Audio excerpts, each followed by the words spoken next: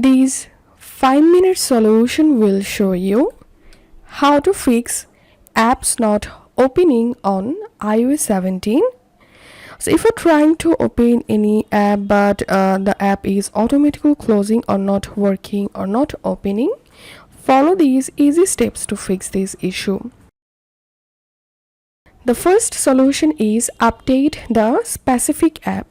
For example, my Snapchat app not opening, so I have to update the Snapchat app. So I'm going to opening App Store and searching for the app.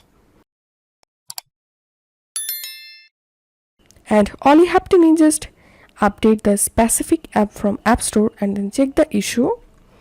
The second solution is offload the app. Go to your settings, scroll down and tap on General, tap on iPhone storage, and all you have to do is just search for the app you're facing issues. Then open the app, tap on offload app.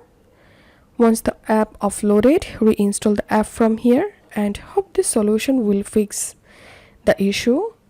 And the last solution is restart your iPhone. Sometime restarting your iPhone can fix this kind of issues. So restart your iPhone and then check the issue.